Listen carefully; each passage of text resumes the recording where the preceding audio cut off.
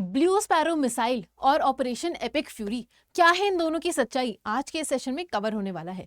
Hello everyone and a very welcome back to my channel facts with Ishita. आज की इस video में हम डिस्कस करने वाले हैं कि अमेरिका और इजराइल ने मिलकर ये जो यहाँ पे आतंक मचाया, आतंक तो नहीं मचाया, बेसिकली यहाँ पे जो खामेनी का खात्मा किया है वो कैसे किया है और क्या टेक्नोलॉजी यहाँ पर यूज करी गई है। क्या उन्होंने यहाँ पे बिल्कुल ही लेटेस्ट अपने हथियार, बिल्कुल लेटेस्ट वेपन्स यूज करे हैं, कौन सा उन्होंने फाइटर जेट यूज किया है, कैसे इस चीज को अंजाम दिया गया है। और अमेरिका जिस तरीके से वॉर अपने लैंड पर तो नहीं लड़ता, अलग कंट्रीज में जाकर लड़ता है, वहां पर जाकर बताता है कि अगर तुम अमेरिका से पंगे लोगे तो तुम्हारे साथ क्या होने वाला है। इन सब चीजों के बारे में हम डिस्कस करने वाले हैं। बेसिकली वॉर स्ट्रैटेजी क्या रहती है अमेरिका की, उसके बारे में हम डिस्कस करने वाले हैं। और साथ ही में जो लेटेस्ट एडवांस टेक्नोलॉजी का यूज किया जाता है, जो वर्ल्ड में आप बोल सकते हो टेररिस्ट का जिनके ऊपर नाम दिया जाता है, या जो पूरी दुनिया में एक तरीके का आतंक मचाते हैं या फिर कोई पर्टिकुलर तरीके का रूल चलाते हैं, जैसे कि काफी लोगों के साथ में, उनके खुद के देश के लोगों के साथ में नुकसान हो रहा होता है और दूसरे कंट्रीज का उससे क्या लेना देना है, किस तरीके से इस जियोपॉलिटिकल चीज को टैकल किया जाता है, वो सभी हम आज के सेशन में समझने वाले हैं। तो ब्लू स्पैरो के बारे में आज के सेशन में डिस्कस होगा कि ब्लू स्पैरो मिसाइल जो है ये आखिर है क्या। ये जो ब्लू स्पैरो मिसाइल है ये एक तरीके की बैलिस्टिक मिसाइल है और बैलिस्टिक टारगेट्स होते हैं। ये एक वेरिएंट नहीं है, इसके काफी सारे वेरिएंट्स है। सिल्वर स्पैरो, ब्लू स्पैरो और ब्लैक स्पैरो। जो खामेनी को खत्म करने के लिए जो मिसाइल का यूज किया गया था उसका नेम है ये मिसाइल जो है आपका ब्लू स्पैरो मिसाइल।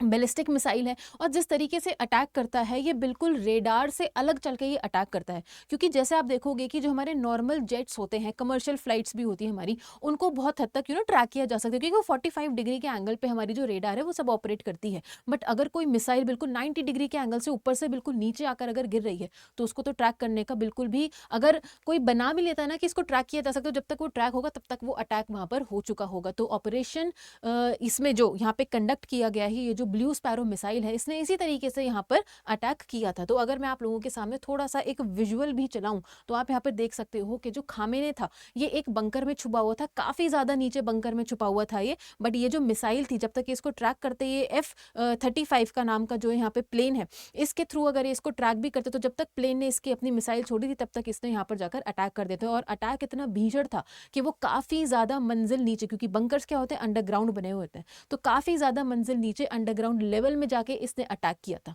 एक बात और यहाँ पे हमें ध्यान रखने की जरूरत है कि अमेरिका जो है ना, वो ऐसा नहीं था कि उसको बस पता चल गया और उसने यहाँ पे खामेने के ऊपर अटैक कर दिया। अमेरिका इजराइल के साथ में मिलकर बहुत लंबे टाइम से सारे के सारे एक्टिविटीज को, खामेने की सारी एक्टिविटीज को, उसके आसपास जो लोग हैं उन सब की एक्टिविटीज को, खामेने का राइट हैंड कौन है, लेफ्ट हैंड कौन है, इन सब की एक्टिविटीज को बहुत ही अच्छे से ट्रैक करने में लगा होता। CIA और इजराइल की जो सीक्रेट एजेंसी फोर्सेज हैं वो सब इनके चीजों को ट्रैक कर रही थी, कैमरास ट्रैक करे जा रहे थे, मोबाइल फोन्स ट्रैक करे जा रहे थे। और इस हद तक की अमेरिका के पास में इंफॉर्मेशन थी कि वो कब खा रहा है, कब सो रहा है, कब उठ रहा है, कब कहां पर जा रहा है, किससे मिल रहा है, ये सारी इंफॉर्मेशन अमेरिका के पास में पहले से ही थी। तो इस प्लान को एग्जीक्यूट करना उनके लिए बिल्कुल चुटकियों का खेल था।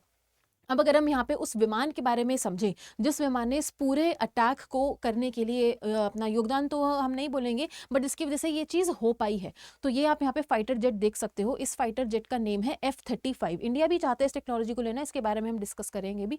बट ये जो विमान है आपका, ये इसका मैक्सिमम वेट है 70,000 kg और इसका जो जी फोर्स है वो 9 का जी फोर्स है यहाँ पे। और उसके साथ ही में अगर हम इसकी हाइट देखें तो काफ़ी ऊंची हाइट तक ये जा सकता है। जितनी ऊंची हाइट तक कमर्शियल प्लेन्स जाते हैं उससे बहुत ज़्यादा ऊंची हाइट तक ये जा सकता है। तो यहीं पर ही रेडार से अगर इसको ट्रैक किया जा सकता होता, वो ट्रैक नहीं किया जा सकता और सीधा ये जाकर अपने टारगेट स्पॉट पर मिसाइल छोड़ता है और वहां पर अटैक हो जाता है। अगर हम इसके साथ साथ यहाँ पे ये डिस्कस करें कि इंडिया का इस चीज़ से क्या लेना देना है, तो इंडिया भी अमेरिका से काफ़ी लंबे टाइम से F-35 विमान के बारे में डील कर रहा है, चाहता है कि इंडिया के पास में भी ये टेक्नोलॉजी आ जाए। बट अमेरिका अपनी कोई भी टेक्नोलॉजी इंडिया के साथ शेयर करने से मना कर देता है, स्पेशली अगर हम बात करें डिफेंस टेक्नोलॉजी के बारे में।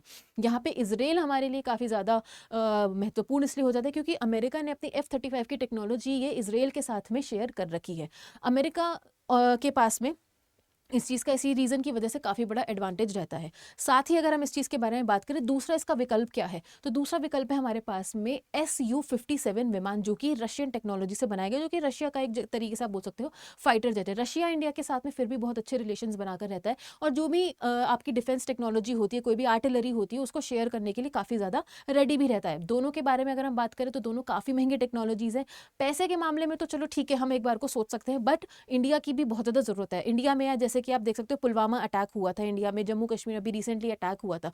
तो इन सब चीज़ों के चलते अगर हमारे पास F-35 होता तो पाकिस्तान तो बिल्कुल बचता ही नहीं। जिस तरीके से यहाँ पे अमेरिका ने खामेने के ऊपर अटैक किया है, ईरान के ऊपर अटैक किया है, उसी सेम तरीके से हम भी पाकिस्तान के ऊपर अटैक कर सकते होते अगर हमारे पास में इतनी एडवांस टेक्नोलॉजी होती तो। उसके साथ में आप यहाँ पे देख सकते हो मिसाइल्स को किस तरीके से यहाँ पर लोड किया जाता है, मिसाइल्स को यहाँ पे साइड में लोड किया जाता है, और इसके ना काफ़ी सारे कंपोनेंट्स भी होते हैं। ये कोई एक कंपोनेंट में मिसाइल नहीं होती है, इसमें आगे फ्यूल भी होता है, इसमें जो अटैक करना होता है, जिस पोर्शन से जाके विस्फोट करना होता है वहाँ पे वो भी होता है। तो काफ़ी इसके अलग अलग कंपोनेंट्स होते हैं जिस तरीके से मिसाइल अपना ये काम करता है। तो ऑपरेशन एपिक फ्यूरी के बारे में अगर हम यहाँ पे बात करें, द ब्लू स्पैरो स्ट्राइक और एनहांस लीडरशिप, ये जो पूरा का पूरा ऑपरेशन अमेरिका ने इसको नाम दिया था ऑपरेशन एपिक फ्यूरी। तो joint Israeli and American operation on February 28, जिससे कि जो खामेने हैं और उसके सीनियर ईरानियन ऑफिशियल्स जो हैं, जो उसके राइट हैंड लेफ्ट हैंड, जो उसके बाद में रजीम को चलाने वाले थे ईरान में, जो बेसिकली जो डिक्टेटरशिप का रूल आप कह सकते हो, ठीक है, बिल्कुल आप कह सकते हो कोर मुस्लिम ओरिएंटेड रूल आप वहाँ पे कह सकते हो, उसको जो चलाने वाले थे उन सबका यहाँ पे बिल्कुल कंप्लीटली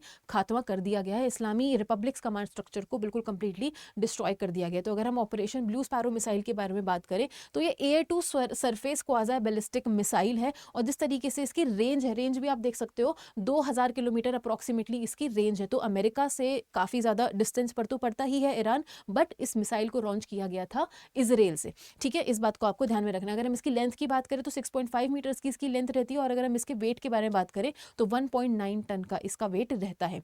ये जो है इतनी ज़्यादा ऊंचे जाके एटमॉस्फेयर को बिल्कुल कंप्लीटली एग्जिट ही कर जाता है, और उसके बाद में सीधा 90 डिग्री का एंगल बना के आप यहाँ पे देख भी सकते हो, सीधा नीचे जाकर अटैक करता है। इसीलिए इतना डीप नीचे तक जाकर इसने अटैक पॉसिबल अपना कर पाया, क्योंकि बंकर्स में जाकर इसने अटैक किया था।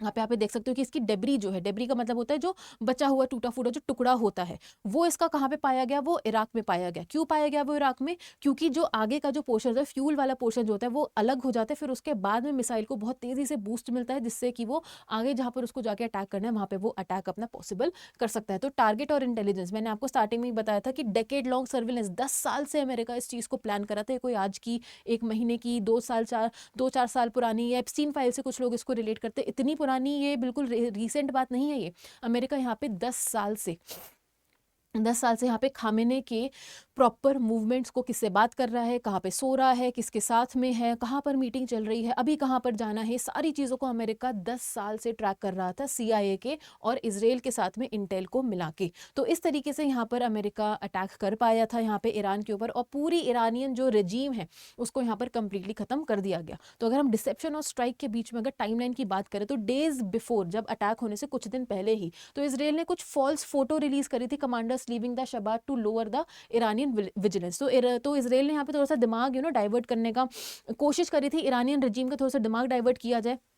Feb 28 को क्या हुआ, इसराइली एयरक्राफ्ट ने टेक ऑफ किया, ऑफिशियल जो थे वो अपनी पोस्ट के ऊपर क्वाइटली रिटर्न करते। तो सुबह 7:30 बजे के समय पे अप्रॉक्स 9:40 तेहरान में स्ट्राइक बिगिन हो गया, और अबाउट 30 मिसाइल्स को लॉन्च किया गया। तो इससे आउटकम क्या फाइनल निकल कर आया कि टैक्टिकल सरप्राइज जो था वो अचीव कर दिया गया, और जितने भी लोगों के नाम आप यहाँ पे देख सकते हो, आयतुल्ला खमीनी, मोहम्मद बकूर, अजीज, admiral Ali शखमानी, Syed Majid Musaffah, इन सभी को वहाँ पे एलिमिनेट कर दिया गया। टारगेट इनको भी बनाया गया था, बट यहाँ पे खामेने को प्राइमरीली एलिमिनेट कर दिया गया है। तो इस चीज़ को आपको बिल्कुल अच्छे से ध्यान में रखना है, ठीक है। तो ये कुछ यहाँ पे विजुअल्स है उस जगह के, उस मैप के, उस एरिया के जहाँ पर ये अटैक को पॉसिबल किया गया था, जहाँ पे खामेने छुपा हुआ था। तो आप सभी का इस पूरी चीज़ के बारे में क्या कहना है? क्या आपको ये लगता है कि अमेरिका ने जिस तरीके से इस अटैक को कैरी आउट किया, क्या इंडिया को भी इस तरीके से अटैक कैरी आउट करना चाहिए इन द फ्यूचर? क्योंकि पाकिस्तान हमारे को काफ़ी ज़्यादा परेशान तो करता ही रहता है, हमारा पड़ोसी ही है, बट एक ऐसा पड़ोसी है जिसने हमारी नाक में दम कर रखा है। Time and again terrorist attack होते रहते हैं, कोई ना कोई एक्टिविटी इसकी तरफ से चलती ही रहती है। तो आपको क्या लगता है कि इंडिया को भी सेम तरीके से अटैक अपना कैरी आउट करना चाहिए पाकिस्तान के अगेंस्ट? जो भी आपकी राय है वो नीचे मुझे ज़रा कॉमेंट सेक्शन में बताइए। साथ ही में इस चीज़ को भी हमें ध्यान में देना होगा दोस्तों कि अब जितने भी वॉर्स लड़े जाएंगे ना, अब वो ऑन ग्राउंड यानी कि लैंड पर नहीं लड़े जाएंगे। इस बात का भी हमें ध्यान देना होगा कि ओपन जो हॉट वॉर होती है ना, वो वॉर नहीं होगी। आप यहाँ पे देख रहे हो कि दोनों तरफ से जो देश है, जो ईरान भी हो गया, इसराइल हो गया, अमेरिका हो गया, किस तरीके से वॉर लड़ रहे हैं। ये स्पेस वॉर लड़ रहे हैं, एक दूसरे को मिसाइल गिरा रहे हैं। न्यूक्लियर वॉर से तो आज भी काफ़ी हद तक लोग डरते हैं, बट उस चीज़ से आगे चलकर स्पेस में लड़ाइयाँ लड़ी जा रही हैं। लोग एक दूसरे के ऊपर मिसाइल करेंगे, कंट्रीज़ एक दूसरे को बॉम्ब करने की कोशिश करेंगे और इसी तरीके से स्पेस वॉर, जैसे आप देखते हो कि स्टार वॉर्स मूवीज़ अगर आप लोगों ने देखी होंगी, तो वहाँ पे भी आपको पता होगा किस तरीके से वॉर लड़ी जाती है। तो हम एक नए तरीके के वॉर डेवलपमेंट में मूव कर रहे हैं।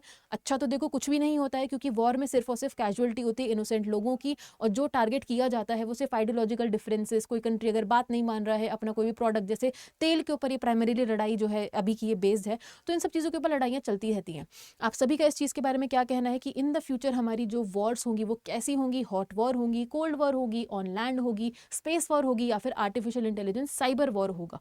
जो भी अपनी राय है मुझे नीचे कमेंट सेक्शन में ज़रूर बताइए, और ऐसे ही और इन्फॉर्मेटिव अपडेट्स के लिए जुड़े रहिए मेरे यानी कि इशिता के साथ, only on facts with Ishita.